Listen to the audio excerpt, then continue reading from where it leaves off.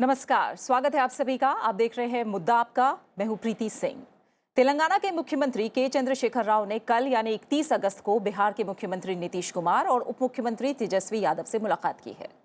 माना जा रहा है कि उनकी ये मुलाकात 2024 लोकसभा चुनाव में बीजेपी के खिलाफ विपक्षी का एक तीसरा मोर्चा बनाने के संबंध में हुई है। बीजेपी से अलग होकर एक बार फिर बिहार की सत्ता पर काबिज होने के बाद ऐसा पहली बार था जब केसीआर और नीतीश कुमार की मुलाकात हुई हो। हालांकि के चंद्रशेखर राव का बिहार दौरे का प्लान बहुत पहले का था। वो देश भर में गैर बीजेपी और गैर कांग्रेस फ्रंट तैयार करने की कोशिश में है और इस संबंध में देश के अलग अलग राज्यों का दौरा कर रहे हैं। इससे पहले वर्तमान उप मुख्यमंत्री जब विपक्ष के नेता थे तो उन्होंने तीसरे मोर्चे के लिहाज से ही केसीआर से मुलाकात की थी। तब ये माना जा रहा था कि तेजस्वी यादव तीसरे मोर्चे को लेकर तमाम विपक्षी दलों को एकजुट करना चाह रहे हैं। केसीआर का पटना आना तेजस्वी यादव की उसी पहल की सफलता भी माना जा रहा है। लगातार केसीआर प्रधानमंत्री नरेंद्र मोदी से लोहा लेने की कोशिश में लगे हैं। क्षेत्रीय जो दल हैं तमाम, उनका ये मानना है कि उनके प्रभाव वाले क्षेत्र में लगभग 225 लोकसभा सीटें हैं। अगर वो इन सीटों पर कॉमन एजेंडा बनाकर लड़ेंगे तो 2024 में सत्ता की चाबी उनके साथ हो सकती है। लगभग 20 महीने के बाद लोकसभा चुनाव होने वाले हैं। तमाम विपक्षी पार्टियां इसी पर नजर गड़ाए हुए हैं। ऐसे में गैर एनडीए दल एकजुट हो रहे हैं। पश्चिम बंगाल से ममता बनर्जी, बिहार से नीतीश कुमार, उत्तर प्रदेश से अखिलेश यादव, तेलंगाना से के चंद्रशेखर राव सहित वाम दलों के नेता भी तीसरे मोर्चे की वकालत कर रहे हैं। क्या केसीआर नीतीश कुमार की मुलाकात इसी कवायद में पहला कदम माना जाए? क्या ये एक बार फिर तीसरे मोर्चे यानी थर्ड फ्रंट की कोशिश है? क्या हम माने कि थर्ड फ्रंट का जो एजेंडा है वो इस बार रह सकता है और इस एजेंडे को लेकर आगे बढ़ा जाए तो कितनी कामयाबी मिलती हमें दिख रही है थर्ड फ्रंट को लेकर? किसे होगा इसका नफा और किसे होगा कितना नुकसान? तमाम ऐसे पहलू हैं जो राजनीतिक नजरिए से समझने की जरूरत है और इन्हीं पर आज हम बात करेंगे मुद्दा आपका में। और इस पर चर्चा के लिए मेरे साथ तीन खास मेहमान जुड़ रहे हैं। मेरे साथ वरिष्ठ पत्रकार अवधेश कुमार स्टूडियो में मौजूद हैं। अवधेश जी, बहुत बहुत स्वागत है आपका। साथ ही वरिष्ठ पत्रकार गणपति सुब्रमण्यम भी हमारे साथ स्टूडियो में मौजूद है। गणपति जी, आपका भी बहुत बहुत स्वागत है। इसके अलावा हमारे साथ भाषा के संपादक निर्मल पाठक भी स्टूडियो में मौजूद है। निर्मल जी, बहुत बहुत शुक्रिया आपका भी हमारे साथ चर्चा में जुड़ने के लिए। गणपति जी, पहले शुरुआत आपसे, जो ब्रॉडर प्रोस्पेक्ट्स है वो तमाम समझने की हम कोशिश करेंगे, लेकिन ये बताइए कि 2019 के आम चुनाव से पहले भी हमने देखा कि के चंद्रशेखर राव ने कहा था कि लोग भारत में बदलाव चाहते हैं। मैं समान विचारधारा वाले लोगों की बात कर रहा हूं और अगर जरूरी हो तो मैं आंदोलन का नेतृत्व करने के लिए तैयार हूं। सबसे नए राज्यों में से एक तेलंगाना के मुख्यमंत्री इस बार भी लगातार कोशिश में है कि non BJP non Congress party साथ आए। 2023 में चुनाव भी होने हैं। केसीआर एक तरह से देखें तो क्या सोच रहे हैं? केसीआर, आपको याद होगा, एक टाइम पे भारतीय जनता पार्टी के साथ दोस्ती में थे। अब वो काफ़ी नाराज हैं, तो इसलिए किसी तरह भारतीय जनता पार्टी को हराना चाहते हैं। अब एक तरफ कांग्रेस का जो नेतृत्व है उस पर कई सारा रीजनल पार्टीज़ को कोई भी कॉन्फिडेंस नहीं है। जैसे आपने बताया, ये लोग सोचते हैं कि कांग्रेस कहाँ से भारतीय जनता पार्टी को हराएगा, तो इसलिए हमें लीड लेना चाहिए, हम आगे बढ़ेंगे और बीजेपी को हराने के लिए पूरा विपक्ष को एकजुट करने की कोशिश करेंगे। तो इसमें ममता बनर्जी भी है, शरद पवार भी है और कई लोग हैं। तो इसमें इनिशिएटिव लेके सबसे आगे अभी पहुंच रहे हैं चंद्रशेखर राव, इसलिए कि एक हैदराबाद में एक चर्चा है कि चंद्रशेखर राव जब से तेलंगाना स्टेट बनी है तब से वो चीफ मिनिस्टर हैं। अब उनका नंबर 2 है, उनका राइट हैंड है उनका बेटा केटी रामाराव। अब वो स्टेट जो है केटी रामाराव के हाथ में छोड़ के ये नेशनल लेवल पे अपना पार्टी का एक जगह बनाएं और अपोजिशन यूनिटी का ये कोशिश करें। तो इस कोशिश में अभी वो पूरे एकदम लगे हुए हैं। तमिलनाडु भी गए थे, एमके स्टालिन से भी मिले थे। अभी नीतीश कुमार वाला चर्चा तो आपने बताया है। तो साउथ इंडिया में एक स्पेस है, जैसा आपने बताया कि तमिलनाडु है, आंध्रा है, तेलंगाना है, केरला है, सब जगह जो है अपोजिशन पार्टीज रूल कर रहे हैं। एक छोटा सा पांडिचेरी है और एक कर्नाटका में अभी भाजपा का सरकार बन गई है। तो ये दोनों जगह छोड़ के, लेकिन केसीआर क्या ये कर पाएंगे? सबसे पहले तो उनका पार्टी का लोकसभा में सिर्फ 9 लोकसभा मेंबर है, एमपी तो इतने ही हैं। और नीतीश कुमार का भी देखेंगे ऐसा कोई ज़्यादा नहीं है, 16 हैं, बट चंद्रशेखर राव से तो काफ़ी ज़्यादा है। पर ये कोशिश ये है कि अभी एक वैक्यूम है, कांग्रेस पार्टी कहीं नहीं दिख रही है, तो इसलिए कौन लीड लेगा? ममता बनर्जी लीड लेगी तो ममता बनर्जी का जो है इम्पोर्टेंस मिलेगा। चंद्रशेखर राव आगे बढ़ेंगे तो उनको इम्पोर्टेंस मिलेगा। स्टालिन जैसे लोग भी हैं, तमिलनाडु का चीफ मिनिस्टर है, उनके पास 24 लोकसभा एमपी हैं और इससे ज़्यादा भी अगले इलेक्शन में जीतने की कोशिश में है वो। इसलिए अब ये प्रिलिमिनरी स्टेज में है, काफ़ी शुरुआत है, अभी 2024 के लिए काफ़ी दूर है। तो ये एक कोशिश है और बाकी कोशिशों में ये भी शामिल हो रहा है। तो इसका सक्सेस क्या मिलेगा नहीं मिलेगा वो आगे आगे देखेंगे। ठीक है, ठीक। अब अवधेश जी बताइए, नीतीश कुमार क्या सोच रहे हैं? 8वीं बार मुख्यमंत्री पद की शपथ, तेजस्वी यादव का कद कहीं ना कहीं हम और उभरता और बड़ा होता देख रहे हैं। जब भी तीसरे मोर्चे की बात होती है तो एक बड़े चेहरे के तौर पर नीतीश कुमार का नाम भी सामने आता है। उनके मन में फिलहाल क्या चल रहा है? आपके प्रश्न के अलग अलग पहलू हैं। देखिए, नीतीश कुमार जब 2013 में भारतीय जनता पार्टी से अलग हुए थे, 2010 से उन्होंने नरेंद्र मोदी पर हमला शुरू किया था, क्योंकि उनके दोस्तों ने बताया था कि अगर नरेंद्र मोदी पर हमला करते हैं तो जो यूपीए सरकार की अभी नाकामियां हैं और उसकी अलोकप्रियता है, उसमें सेकुलर चेहरा के रूप में आप देश में खड़े हो सकते हैं। आपके पास सुशासन की एक ताकत है और आप उसके आधार पर देश में नेतृत्व आपके हाथों आ सकती है। उन्होंने कोशिश की, लेकिन 2014 में जो स्थिति हुई, क्योंकि देश की बाकी पार्टियों ने उनको महत्व नहीं दिया, अपने से तो वो खड़े हो गए थे। फिर मेरा अपना मानना है कि उनके सब कंसस में ये भाव बना रहा है कि एक न एक बार हमको देश का प्रधानमंत्री न भी बने तो जो विपक्षी खेमे है उसके लीडरशिप के तौर पर हम उभर के और फिर भाजपा और नरेंद्र मोदी को चुनौती दें। क्योंकि जब वो अलग हटे हैं तो उनकी पार्टी के अध्यक्ष ने आपका देश स्वागत करने को तैयार है, कई ऐसी टिप्पणियां उनके नेताओं की ओर से आई है और अभी उन्होंने कहा ही है कि हम विपक्ष के नेताओं को एकजुट करने के लिए कोशिश करेंगे। तो उनके मन में यह चल रहा है और कहां से आया है मुझे नहीं अंदाजा है कि शायद 2024 आते आते नरेंद्र मोदी की लोकप्रियता वैसी नहीं रहेगी। उन्होंने जिस दिन तेजस्वी के साथ वो शपथ लिया, उन्होंने कहा कि ये न सोचिए कि जो 2014 में आए वो 2024 में रहेंगे कि नहीं रहेंगे। तो उनके मन में यही भाव चल रहा है। प्रधानमंत्री बनेंगे ये तो शायद नहीं होगा, लेकिन एक बार विपक्ष के नेता के रूप में तौर पर राष्ट्रीय स्तर पर प्रधानमंत्री के उम्मीदवार के रूप में या नेता के रूप में मैं प्रोजेक्ट किया जाऊं, ये भाव उनके अंदर जरूर होगा। जो दूसरी बात आपका आता है कि जब जब होती है चर्चा चलती है, चर्चा कहां चलती है? कभी मैंने किसी पार्टी से नहीं सुना है, कभी ना तो ममता बनर्जी ने, विपक्ष के नेता है, कांग्रेस ने कभी नाम नहीं लिया, शरद पवार ने नहीं लिया, किसी ने कभी नाम नहीं लिया है। उनके लोग ही उनको प्रोजेक्ट करते हैं। भारतीय राजनीति की जो वर्तमान अंतर्धारा है उसमें कोई भी नेता दूसरे को प्रोजेक्ट नहीं करना चाहता है, क्योंकि सबको लगता है कि हमारी पार्टी की इतनी सीटें अगर आएंगी तो हो सकता है कि विपक्षी खेमे का मैं उम्मीदवार बन जाऊं।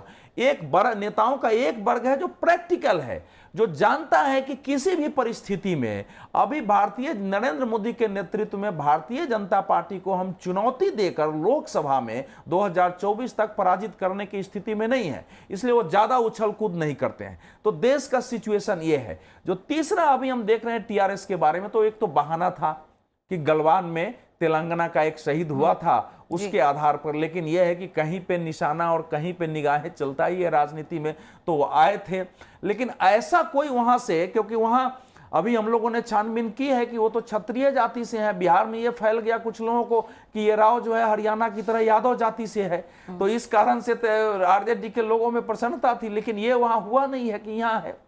इस समय की परिस्थिति जो है वो भारतीय, जो जैसे कांग्रेस का एक लंबे समय तक भारतीय राजनीति में एकल वर्चस्व था, लगभग इस समय भारतीय राजनीति में अभी तक सेंट्रल पॉलिटिक्स में, केंद्रीय राज्यों में, राष्ट्रीय राजनीति में नरेंद्र मोदी के नेतृत्व वाले भाजपा के एकल वर्चस्व का समय है। थोड़े बहुत राज्य में चुनौतियां मिल सकती हैं। राष्ट्रीय स्तर पर कोई ऐसा गठजोड़ उभर जाए, बन जाए और वो चुनौती दे दे और किसी एक को लीडर बना दिया जाए, वो इस समय बिल्कुल संभावना एक राजनीतिक पर्यवेक्षक के तौर पर मुझे नहीं दिखाई दे रही है। जैसा इन्होंने कहा, अब ज्यादा समय नहीं है, हालांकि आप बता रहे हैं 1.5 वर्ष से लोकसभा के कम समय है चुनाव के। अब लोकसभा की चुनाव की शुरुआत के बिगुल लगभग बज गया, लोगों ने नीतियां शुरू कर दी है। जी निर्मल जी, आपकी समझ क्या कह रही है? इतना डेमोक्रेसी, जब हम भारत के लोकतंत्र की बात करते हैं, इतना डाइवर्स है, हम जानते हैं कि तमाम अगर पॉलिटिकल पार्टीज की बात करें तो कम से कम 18 जो क्षेत्रीय दल हैं जिनके नाम हम लगातार सुनते हैं। आम चुनाव तो होते ही हैं, हम राज्यों में भी लगातार चुनाव देखते हैं, सबके अपने अपने हित हैं। जैसे कहा कि एक चेहरे पर सहमति बनना सबसे बड़ा प्रश्न होगा, क्योंकि हालिया चुनाव के बाद हम जानते हैं कि नरेंद्र मोदी की लोकप्रियता प्रधानमंत्री की जितनी बड़े स्तर पर रही है, कहीं ना कहीं आपको लगता है कि सारी जो चर्चा है वो सिमट जाती है एक चेहरे के ऊपर आकर, और ये पहला मूल प्रश्न है जो थर्ड फ्रंट की कवायद अगर आगे होती है तो उसे दूर करना होगा, उसे समझना होगा, साफ करना होगा। जी देखिए, राजनीति में वैसे तो 2 दिन का समय भी बहुत ज़्यादा होता है किसी भी। अभी 20 महीने बाकी हैं अगले चुनाव के लिए, लोकसभा के चुनाव के लिए। तो आने वाले दिनों में किस तरह की परिस्थितियां बनेंगी कोई नहीं कह सकता उसमें। पर आज की स्थिति में तो ये जो तीसरे मोर्चे की जो बात हो रही है, इसमें मुझे एक विरोधाभास भी दिखता है। देखिए, एक तरफ बात हो रही है कि एक नरेंद्र मोदी के खिलाफ एक संयुक्त विपक्ष बने, विपक्ष एक इकट्ठा हो। तो विपक्ष अगर इकट्ठा हो रहा है तो सारी जितनी नॉन एनडीए पार्टीज़ हैं वो सब इकट्ठा होंगी, तभी वो एक संयुक्त विपक्ष होगा। और उसके साथ साथ अगर एक तीसरा मोर्चा भी बन रहा है तो फिर वो ये तो आपस में एक विरोधाभास वाली बात हुई कि आप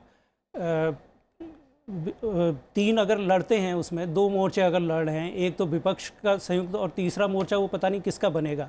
इसलिए अभी ये चीज़ें बहुत मेरे ख्याल से जल्दी है। जो लोकसभा चुनाव के 6 महीने पहले ये सारी चीज़ें मुझे लगता है उन पे काम होगा। और दूसरा जो इशू है उसमें कि उसको लीड कौन करेगा। अभी कोई भी पार्टी, कोई भी रीजनल पार्टी है, वो किसी दूसरी पार्टी के नेता को क्यों अपना नेता मानेगी, उसको क्यों मतलब तेलंगाना के अगर चंद्रशेखर राव हैं, उनको इवन नीतीश कुमार से, वो नीतीश कुमार जी से मिले हैं, लेकिन नीतीश कुमार की जनता दल यू भी उनको क्यों अपना नेता मानेगी, या टीआरएस क्यों नीतीश कुमार को अपना नेता मानेगी अभी से। ये और मुझे लगता है कि चुनाव होने तक भी जो पिछला रिकॉर्ड रहा है अपोजिशन का, भारतीय राजनीतिक दलों का, वो लास्ट तक इस पे कोई सहमति नहीं बनने वाली है। हम देख रहे हैं थर्ड फ्रंट की बात पिछले करीब 30 साल से ज्यादा समय से 8वीं-9वीं बार हो रही है शायद। बिल्कुल, देखिए तीसरा मोर्चा एक तो बहुत बदनाम हो गया है, और मुझे लगता है कि अगर ये तीसरे मोर्चे के नाम पे फिर से जाएंगे, नरेंद्र मोदी के सामने अगर तीसरा मोर्चा बना के या जो भी उसका नाम दे दें, तो वो लोगों में उसको लेके कोई अब किसी तरह की सिंपैथी नहीं है। जो जिस तरह से पिछले चुनावों का आप अगर देखेंगे रिकॉर्ड उसमें, तो एक बार सफल हो गई, एक प्रयोग एक ही बार में चलता है, नया आपको करते रहना पड़ता है कुछ ना कुछ, और राजनीति उससे अलग नहीं है। तो इनको नरेंद्र मोदी से लड़ने के लिए भी इनको कुछ ना कुछ नया उस बारे में सोचना पड़ेगा, जो अभी तक नहीं दिख रहा है वो चीज़। सारी पॉलिटिकल पार्टीज़ का जिनकी भी वो आ रही हैं, जो सुझाव आ रहे हैं, वो यही आ रहे हैं कि हमको एक संयुक्त मोर्चा, एक संयुक्त विपक्ष बनाना चाहिए। संयुक्त विपक्ष के रूप में नरेंद्र मोदी या भारतीय जनता पार्टी के सामने लड़ना चाहिए। पर संयुक्त विपक्ष कैसे होगा जब इतनी पॉलिटिकल पार्टीज़ के लोग लड़ रहे हैं सामने, मतलब अपनी दावेदारी पेश कर रहे हैं। कांग्रेस अभी किसी, चाहे उसकी जैसी हालत हो, लेकिन अभी भी वो सबसे बड़ी पार्टी है अपोजिशन में। उस पूरे देश में उसका अपना नेटवर्क है, उसके वोट भले ही कम हो गए हों, लेकिन उसकी सिंपैथी, उसके शुभचिंतक, उसकी सहानुभूति, उसके वर्कर हर जगह, हर स्टेट में है, बाकी और रीजनल पार्टीज़ के कंपैरिजन में। तो वो अपना जो क्लेम है वो रीजनल पार्टीज़ के लिए ऐसे ही छोड़ देगी क्या? तो ये चीज़ें अभी मुझे लगता है कि लोकसभा चुनाव आने के 6 महीने पहले तक ये सब ऐसे ही चलता रहेगा। उस समय फिर ये चीज़ें तय होंगी कि सबको इकट्ठे होकर जाना है या सब अलग अलग लड़ें। ठीक है, क्योंकि जैसे ही आप कहेंगे कि हम नरेंद्र मोदी के नेतृत्व वाली भारतीय जनता पार्टी के खिलाफ हम एक होकर लड़ रहे हैं, तो उसका भी फायदा भारतीय जनता पार्टी को मिलने के पूरे चांस हैं। बिल्कुल, वो भी समझूंगी मैं कि किस तरह का नफा नुकसान सब अलग अलग लड़ते हैं तो उसका फायदा। ठीक है, तो ये बहुत सारी चीजें अभी अपोजिशन को तय करनी होंगी, अपनी रणनीति किस तरह से वो बनाएंगे। जी गणपति जी, क्या जनता की बात की जाए वो भी सिमिलरली ऐसा ही सोचती है, स्टेट बाउंड्री से अलग हटकर इस मुद्दे पर कि देश में एक नेतृत्व हो, वहाँ चेहरा कौन हो प्रधानमंत्री के पद पर, और ख़ासतौर से दक्षिण राज्यों की अगर मैं बात करूं, बहुत परिपक्व हमारा हालांकि वोटर माना जाता है, लेकिन सोच क्या है जनता की इसमें? सही बात है। देश की कई हिस्सों में हम देखते हैं लोकसभा में एक तरह का वोटिंग होती है और विधानसभा इलेक्शन में दूसरी तरह का वोट होती है। 24 में एक खास बात है, 24 में तो भारतीय जनता पार्टी के पास प्राइम मिनिस्टर कैंडिडेट है, उसमें कोई डाउट नहीं है, किसी को मतलब नाम लेने की ज़रूरत भी नहीं है, सबको पता है। लेकिन दूसरी तरफ कोई भी नाम नहीं है। राहुल गांधी जो है कांग्रेस पार्टी का नेता बनेंगे कि नहीं वही नहीं पता, फिर वो प्राइम मिनिस्टर कैंडिडेट बनेंगे कि नहीं कैसे पता लगेगा। तो एक तरफ ममता बनर्जी, दूसरी तरफ शरद पवार, केसीआर, नीतीश कुमार, इस तरह का बहुत सारा कैंडिडेट हैं दूसरी तरफ। लेकिन कौन क्या करेगा? तो तेलंगाना में आप देखेंगे कांग्रेस और टीआरएस लड़ते हैं वहाँ पे, बीजेपी भी है वहाँ पे, और केरला में कांग्रेस और लेफ्ट लड़ते हैं, और वेस्ट बंगाल में लेफ्ट और ममता बनर्जी लड़ते हैं। तो ये सारे लोग इकट्ठे कैसे होंगे? और जो मेन स्टेट है उत्तर प्रदेश, उसमें तो कोई भी अपोजिशन का है ही नहीं। तो इस तरह का जो माहौल है अभी, तो ये काफ़ी भारतीय जनता की फ्लेवर में है। अब आम आदमी पार्टी, अभी एक नया प्लेयर आया, तो वो कह रहे हैं कि भाई हाँ केजरीवाल साहब प्राइम मिनिस्टर कैंडिडेट है। वो पहले गए थे वाराणसी में इलेक्शन लड़ने, हार गए, फिर अब दोबारा जो है वो पंजाब में जीतने के बाद रूप बदल गया उनका, तो वो गुजरात में भी जाके लड़ेंगे, हिमाचल में भी लड़ेंगे। मेरा मानना ये है कि जब 24 का इलेक्शन होगा उस टाइम तक कोई कोalition बनेगा नहीं, सब अपना अपना जगह पे लड़ेंगे। ममता बनर्जी क्यों किसी को, कांग्रेस को या लेफ्ट को कोई जगह देगी वेस्ट बंगाल में, और लेफ्ट जो है केरला में क्यों किसी को जगह देगी? वो आपस में लड़ते रहेंगे। ये कोशिश करेंगे कि पोस्ट पोल अलायंस बनाने की।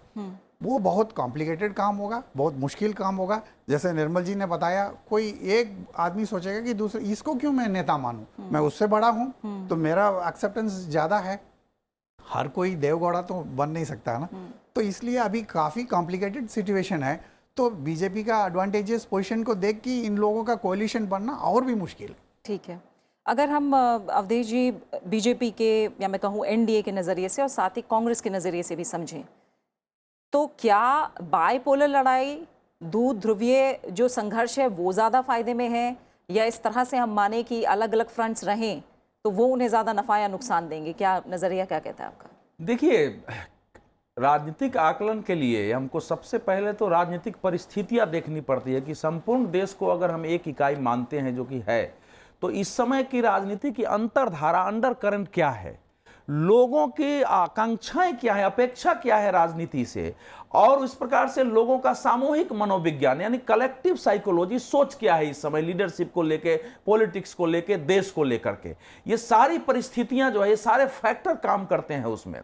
कि इस समय मैं पहले उदाहरण के लिए बताऊंगा कि जो थर्ड फ्रंट की आप बात करें या विपक्षी एकता की, तो एक तो 77 में जनता पार्टी, 1989 में विश्वनाथ प्रताप सिंह के नेतृत्व में, और फिर 2004 में एक यूपीए बनी थी जिसमें कांग्रेस को लीडरशिप मिली थी। 1977 में इंदिरा गांधी के आपातकाल के विरुद्ध देश में एक पूरा वातावरण था, आंदोलन हुआ था, विपक्ष के नेता जेल गए थे, और फिर 4 पार्टियां मिलकर के जनता पार्टी बनाई थी। तब भी 295 सीटें उसको आई थी। एक मतलब अभूतपूर्व परिस्थिति थी विपक्ष की अनुकूलता का। 1989 में राजीव गांधी के समय बोफोर्स से लेकर के कई भ्रष्टाचार थे, एक तरफ अयोध्या मूवमेंट शुरू हो गया था, उन सब का प्रभाव था। लेकिन विश्वनाथ प्रताप सिंह विद्रोह करके निकले, लेकिन अधिकतम 141 सीटें मिली। उस समय भी जो सरकार बनी थी वो भाजपा और वाम मोर्चा के बाहर से समर्थन से बनी थी। 11 महीने में सरकार गिर गई। चंद्रशेखर जी की सरकार बाद में कांग्रेस के समर्थन से बनी और 90 दिन में सरकार गिर गई थी। और जो तीसरा था, उस समय की परिस्थितियां थी कि अटल बिहारी वाजपेयी और उनकी जो सरकार थी उसमें परिवार के अंदर ही उसका विद्रोह था जगह जगह। जनता में असंतोष कितना था वो अलग बात है, परिवार के अंदर ही विश्व हिंदू परिषद, भारतीय मजदूर संघ सड़कों पर उतरती थी और उस परिस्थितियों का लाभ मिला। और उस समय वाम मोर्चा को 55 सीटें अपने इतिहास में सबसे ज्यादा मिला और एक बन गया था। उस प्रकार की क्या परिस्थिति इस समय भाजपा और नरेंद्र मोदी को लेकर है? इसका उत्तर है कि नहीं है।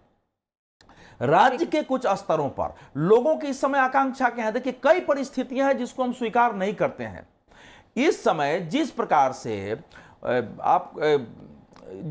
से ज्ञान वापी मस्जिद को लेकर के जगह जगह मुस्लिम समाज ने प्रदर्शन किया है, हिंसा किया है, आक्रामकता किया है, उसके कारण भी लोगों के अंदर एक जो गैर मुस्लिम समाज है उसके अंदर एक भाव है कि क्या हो रहा है। अभी एक लड़की झारखंड में मारी गई है, दिल्ली में मारी गई है, तो ये सारे इश्यूज लोगों के मन में रहते हैं। और भारतीय जनता पार्टी से थोड़ा असंतोष भी हो तो लास्ट में जो गैर मुस्लिम समाज है वो ये सोचता है कि भैया क्या करे। जैसे यूपी में भाजपा की सरकार को लेकर असंतोष थे, लेकिन लास्ट में लोगों के अंदर लगा कि ये क्या हो जाएगा, लोगों ने उसको जिताया है।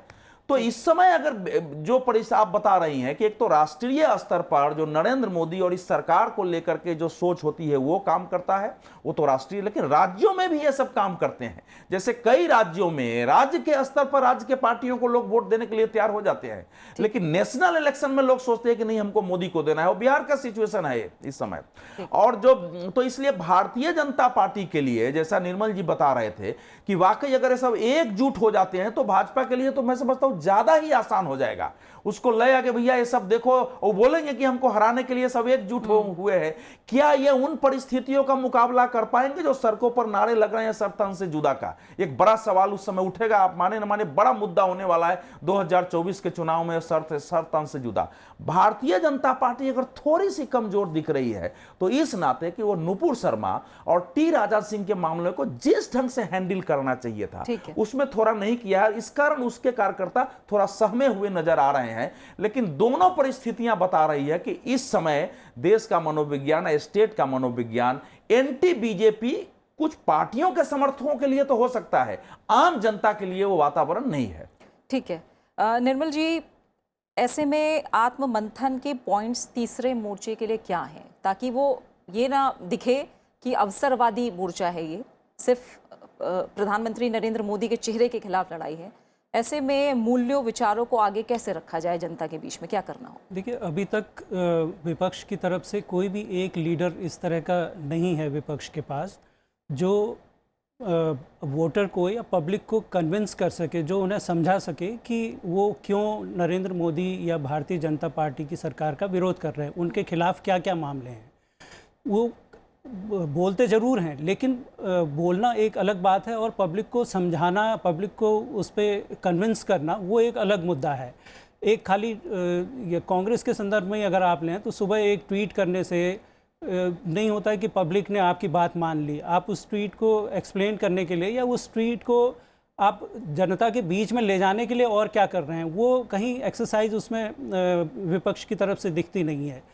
और न कोई नेता ऐसा है जो सबसे ज़्यादा संभावना अभी इसमें दिख रही है, और इसीलिए उनका नाम भी, जैसे ही उन्होंने एनडीए को छोड़ा और आरजेडी के साथ वहाँ सरकार बनाई है नीतीश कुमार ने, इसीलिए उनका नाम बार बार लिया जा रहा है कि नीतीश कुमार, उनका 8वीं बार वो मुख्यमंत्री बने, 16-17 साल का उनका चीफ मिनिस्टर का कैरियर हो गया और केंद्र में वो मंत्री रह चुके हैं। राजनीति का अनुभव उनका काफ़ी ज़्यादा है और हिंदी और ख़ास करके स्पष्ट हिंदी बोलने वाले जो अभी नेता उस तरह के नहीं हैं, अगर आप नरेंद्र मोदी जी से उनकी तुलना करें तो उसमें वो थोड़ा बहुत नीतीश कुमार फिट होते हैं। और इसीलिए एकदम से जैसे ही उन्होंने एनडीए को छोड़ा तो वो उनके नाम की चर्चा शुरू हो गई। जो अवधेश जी कह रहे थे कि किसी ने भी उनका नाम नहीं लिया है, उनकी पार्टी और आरजेडी के अलावा अभी किसी ने भी नहीं कहा है कि वो प्रधानमंत्री पद के उम्मीदवार हो सकते हैं 2024 पर, क्योंकि उनमें थोड़ी बहुत संभावना ये दिखती है ऐसी। तो ये मैं इसलिए कह रहा हूँ क्योंकि कहीं ना कहीं एक ये है कि कोई एक लीडर तो आए ऐसा जो नरेंद्र मोदी जी को टक्कर दे सके 2024 में। तो जरा सा संभावना उनको दिखी नीतीश कुमार में, तो नीतीश कुमार का नाम की चर्चा शुरू हो गई। पर वो खाली नीतीश कुमार के अकेले अपने दम पे तो वो नहीं वो कर सकते हैं। उनका बिहार राज्य या मुझे नहीं लगता कि बिहार के बाहर वो कितना परिणाम दिला पाएंगे। यही हर स्टेट की स्थिति है, चाहे चंद्रशेखर राव हों या ममता बनर्जी हों या स्टालिन हों। तो इन लोगों को अपने अपने स्टेट में जो एक अल्टीमेट सॉल्यूशन दिखता है वो ये कि ये अपने अपने स्टेट में अच्छा परफॉर्म करें और किसी भी तरह से एक टैसिट अंडरस्टैंडिंग जो दूसरी और पार्टीज़ हैं उनके साथ बने, जो विपक्ष की दूसरी पार्टीज़ हैं। और जो जैसे कि मुझे नहीं लगता कि चुनाव से पहले किसी एक नेता के नाम पे फैसला हो पाएगा इनमें, तो वो चीज़ें होंगी चुनाव के बाद ही, अगर रिजल्ट उस तरह के आते हैं तो। पर देखिए, विपक्ष की जगह ऐसा नहीं है कि नरेंद्र मोदी जी से सारे ही लोग खुश हैं, नाराज भी हैं बहुत सारे लोग।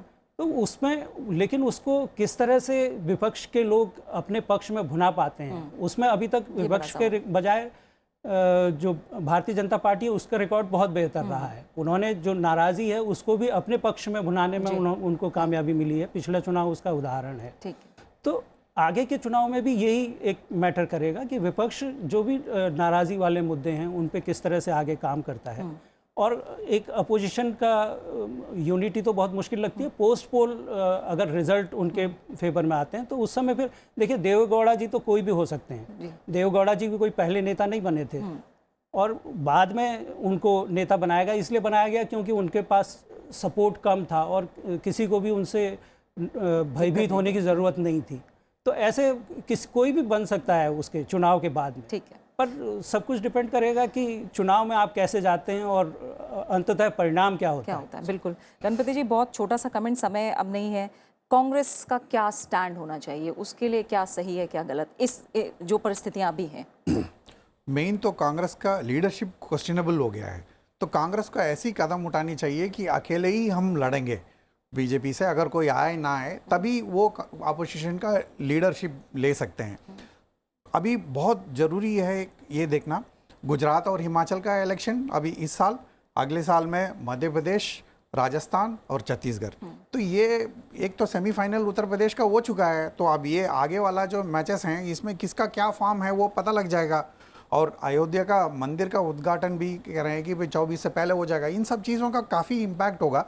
इसमें कांग्रेस जो है कितना बोल्डली स्टेप लेता है उस पर उसका डिपेंड करेगा कि उसको लीडरशिप एक्सेप्ट होगा या रिजेक्ट होगा। बिल्कुल। और इसी के साथ आप तीनों मेहमानों का, गणपति जी आपका, अवधेश जी आपका, निर्मल पाठक जी, आप तीनों मेहमानों का बहुत बहुत शुक्रिया मेरे साथ इस चर्चा में जुड़ने के लिए। तो तीसरा मोर्चा बनाने की जो नूर पुष्टि है वो हिंदुस्तान की देश की सियासत में पिछले करीब 30 साल से ज़्यादा समय से चल रही है, लेकिन इस कवायद में लगे नेताओं की कहीं ना कहीं मैं भी प्रधानमंत्री बनने वाली जो हसरत है वो इसे एक ठोस शक्ल अख्तियार करने नहीं दे रही है। बावजूद इसके देश के सामने लगभग 8वीं बार तीसरे मोर्चे की सुगबुगाहट एक बार फिर से शुरू है।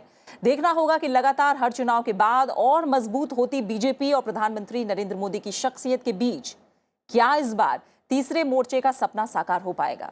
इसी के साथ मुद्दा आपका में फिलहाल इतना ही। अपना अच्छे से ख्याल रखिए, मुझे दीजिए इजाजत। नमस्कार।